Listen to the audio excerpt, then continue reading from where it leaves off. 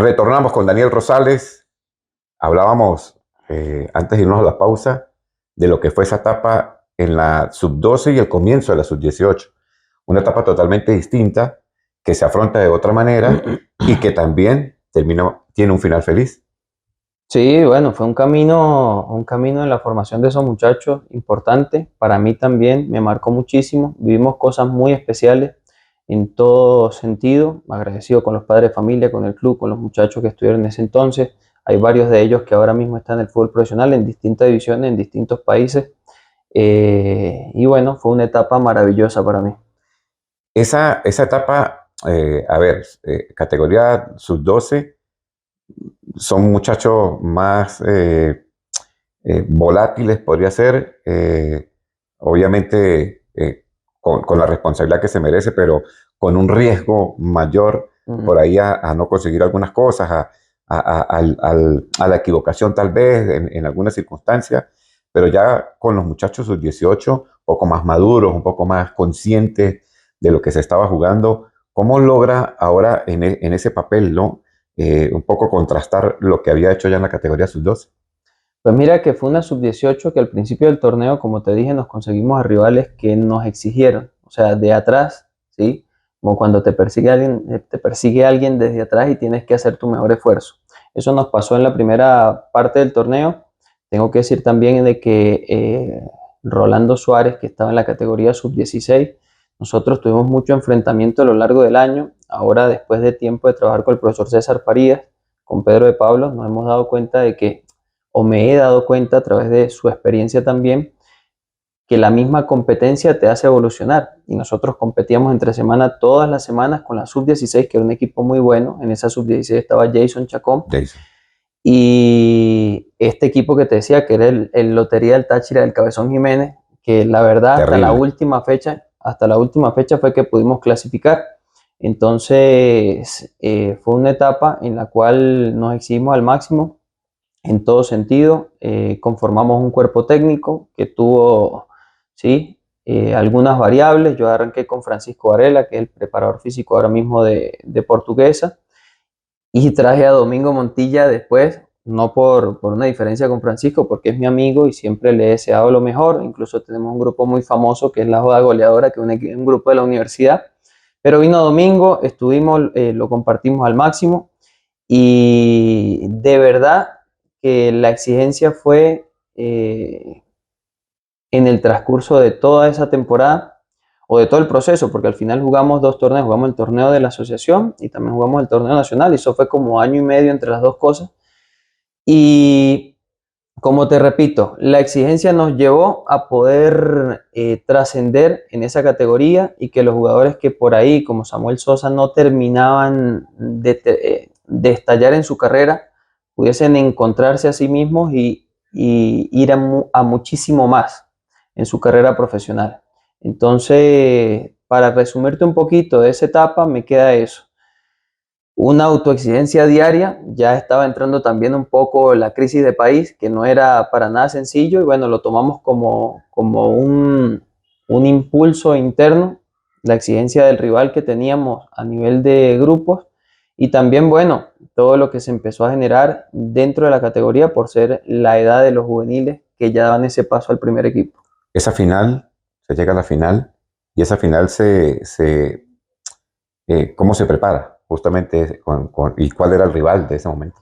Pues mira, Sergio López tiene una frase él habla de Expreso Flamingo, que sale el miércoles y llega el domingo, y fue algo parecido. Nosotros fuimos a la vuelta de la semifinal a jugar con el Deportivo Lara, clasificamos contra ellos y tuvimos que ir a Oriente, porque en 2 días más jugábamos ya el primero de la final. Entonces arrancamos, no sé, fue como decir, ahora no recuerdo qué día fue, pero fue como un lunes, arrancamos de San Cristóbal y volvimos hasta el sábado, una cosa así. Toda la semana. Toda la semana fuera del estado, más en rolling que lo que jugamos fútbol, pero trajimos un empate de Oriente con Ciudad Vinotinto y terminamos de sentenciar en la Católica. Ese partido también fue muy, muy, muy emotivo, ¿no? Y usted tenía una frase que incluso tenía, digamos, un pendón que utilizaba mucho, y lo utilizaba justamente para potenciar al grupo, para unirlo y para también trabajarlo en función del objetivo que lograron. Yo no me puedo acreditar de la frase, ¿sí? Porque primero es de la palabra de Dios, después Marcelino Carreazo, que hoy juega en Turquía, nos llegó con un mensaje después de un partido en el cual nosotros no conseguíamos la forma de cómo clasificar la Lotería del Táchira, ¿sí? Estábamos ahí peleando puntos y perdemos un partido en Mérida, que eso terminó, siento yo, de compaginar a todas las personas que estamos involucradas. Y en el partido siguiente, Marcelino saca una foto, ¿sí? Después de un gol y decía, nada es imposible para Dios. O sea, lo colocó con N, Con ¿no? N. Y quedó la broma entre nosotros y colocó el nada es imposible. Y bueno, se empezó a hacer una frase propia del grupo que nos focalizó, que nos impulsó, que terminó de engranar ese esfuerzo que veníamos trabajando. Y gracias a Dios, gracias al Todopoderoso, gracias a esa conexión tanto espiritual como futbolística que tuvimos con ese grupo, terminamos arrasando toda la fase final. Y ese triunfo justamente ya era el segundo triunfo, el segundo campeonato nacional en categorías menores que no se conseguía hace mucho tiempo, o no se conseguía en el fútbol tachirense, y que comienza a abrir las puertas, ¿no? Y a mirar hacia el interior, a decir, bueno, ¿qué están haciendo allá en las categorías menores, ¿no? Si bien es cierto, Deportivo Táchira tiene un estándar altísimo a nivel nacional en las categorías menores, por allá en ese tiempo le costaba, le costaba. De ahí se rompe el celofán, se toman esos dos torneos, y después, ¿qué vino para Daniel Rosales? Pues mira, primero aclarar que cuando yo estuve en categorías menores del Deportivo Táchira era todo muy precario, ¿sí? O sea, hecho con mucho cariño, con dedicación, pero muy precario, a mi parecer. Después vinieron algunas generaciones, sé que el profesor Pedro de Pablo, porque lo hemos debatido y conversado en algún momento, él estuvo a cargo de la categoría de reserva en el club, invirtió algunas cosas, sé que Juan Domingo también dejó algunas ideas dentro del club, Mino Feuli, que para entonces le metía mucha cabeza a las categorías juveniles, tengo un par de anécdotas con él, incluso de lo que tú me estás preguntando, qué sucedía después, yo tuve una conversación con él y él me dejaba su impresión de qué podía hacer yo después de lo que había sucedido en el club. Y ya luego, cuando termina el torneo sub-18 y que todo empieza a tomar mucha forma a nivel profesional para mí, Daniel Farías, a quien le agradezco enormemente, me llama una noche y a felicitarme por el proceso, por lo que había conseguido, etcétera. Me dijo que no fuese modesto porque yo le decía que bueno, que gracias a los muchachos, que gracias al proceso, etcétera. Y bueno, él me dijo algo muy importante que fue que había potenciado una gran generación, que había hecho un buen trabajo, que había promovido jugadores y bueno, me quedó eso, ¿sí? Esa noche colgamos, pero al día siguiente, por la crisis de país también, yo le dije, profe, yo quiero salir del país. Yo, lo que usted sabe que yo sé hacer, lo hago y trato de hacerlo bien y estoy dispuesto a salir, ¿sí? Y bueno, él me dijo que me quedara tranquilo, que después íbamos a conversar y me llama, no sé si fue un 24 de diciembre o me deja un mensaje y me dice como que regalo de Navidad, que preparara el pasaporte porque había una posibilidad. Me alegré muchísimo, ¿sí? Y bueno, después me explicó un poco que iba a ir con su hermano, con César Farías, a trabajar en Die Strongest. Eh, Fue para mí algo impactante porque iba a trabajar pensemos a nivel de dirección técnica, con un ídolo, ¿sí? Y bueno, se generaron muchas interrogantes. Armamos la maletica, sabíamos que era La Paz, sabíamos que era Bolivia, y fuimos con mucha intención de no volver, es la palabra. Entonces, fue algo muy especial ese tiempo.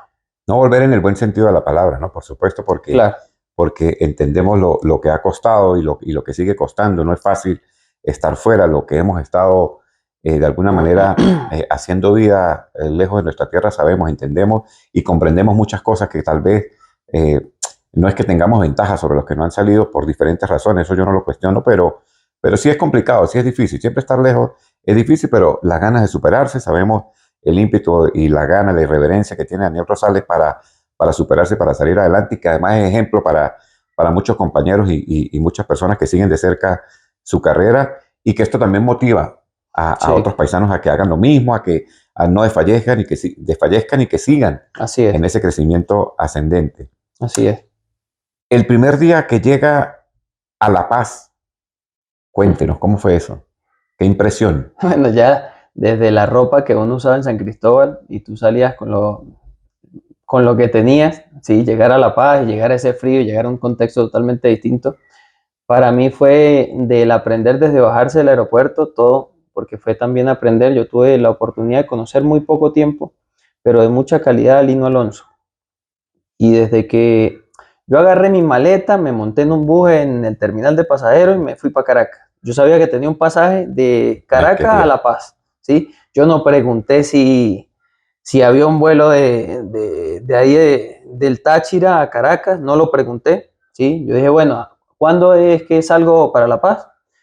Y me compré mi pasaje en autobús y le metí, no De pregunté más rolling. nada. Al llegar conocí a Lino Alonso, sí, verdaderamente fue un cobijo para un muchacho que estaba conociendo otro país por primera vez, muchas cosas. Entonces, bueno, fue una guía muy especial, le aprendí mucho al poco tiempo que pude compartir con él, dejó un legado familiar porque también estuvo muy pendiente del embarazo de mi esposa, así que para mí fue eso, fue ir a aprender todos los días, a enfrentarme a un escenario distinto y a aprender todos los días.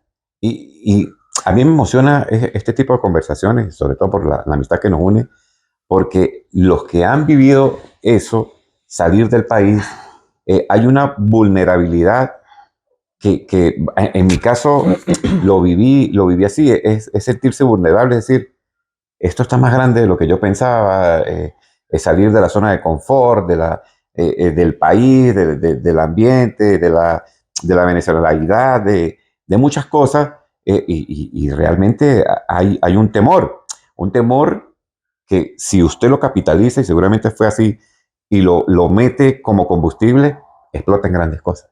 Así, explota en grandes cosas y vivir en La Paz, viví 5 años en La Paz, ¿sí? Estuve en el proceso de Strongest, la selección, nació mi hijo, mi esposa también tuvo la oportunidad de conocer otro país, de que nosotros a nivel familiar pudiésemos crecer, pudiésemos consolidarnos también. Así que la apuesta fue, siento yo, lo mejor que pude hacer para mí, para mi familia, para mi carrera profesional.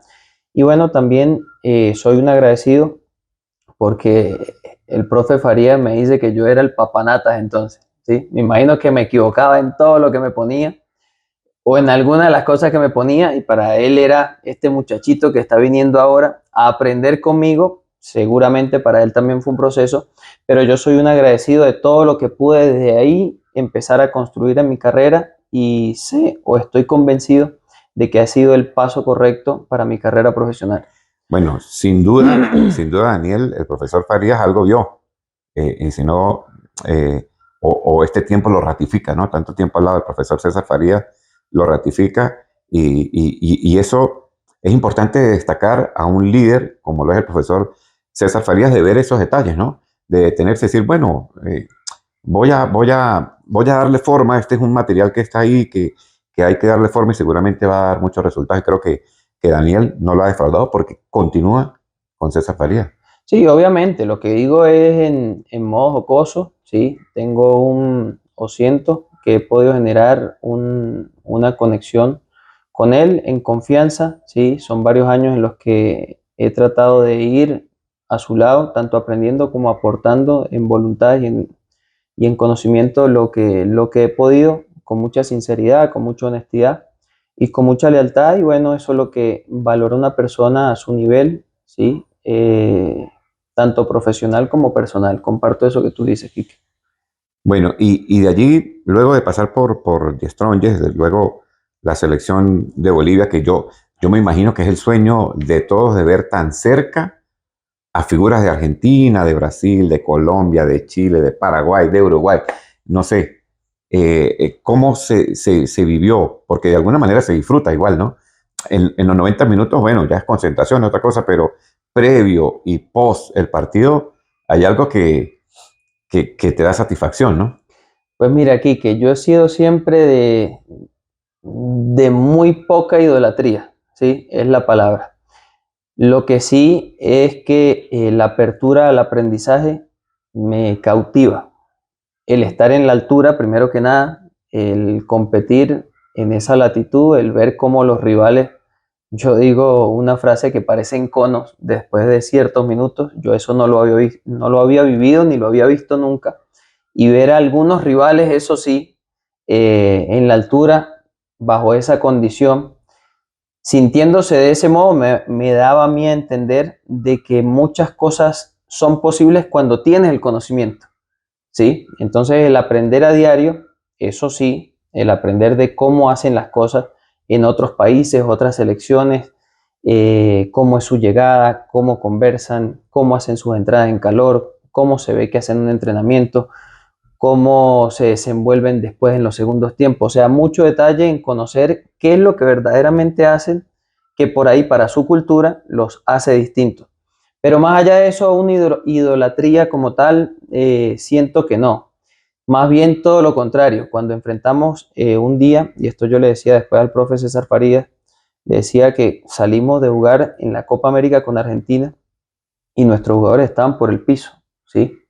Pero veía que algunos jugadores iban y pedían la camisa de Argentina.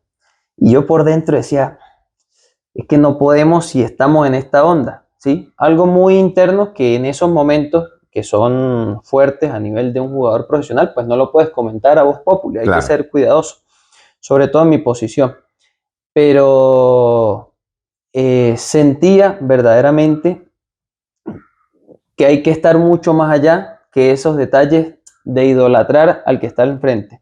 Pero para volver a la idea, es que el profe César, cuando entramos, habló con los jugadores y de 4 o 5 cosas que les dijo, de todo lo bueno que había sido la Copa América, para cada uno de los jugadores que estaba ahí, lo bien que lo habían hecho en algunos aspectos y facetas del juego, las diferencias que habían por pandemia y un análisis profundo en el momento, a mí eso sí me llenó de orgullo, ¿sabes? De saber de cómo una persona, lo que yo estoy viendo, él está mucho más allá en la visión por experiencia y qué es lo que puedes aprender tú, porque eso lo vas a tener que poner en práctica el día de mañana. Bueno, qué interesante ese tipo de detalles que uno no conoce y que gracias al profesor Daniel Rosales, cuidado, Daniel Rosales por comunicarlo. Nosotros estamos a través de este canal de todos los deportes. Vamos a la última pausa y retornamos ya con la parte final en esta interesante entrevista.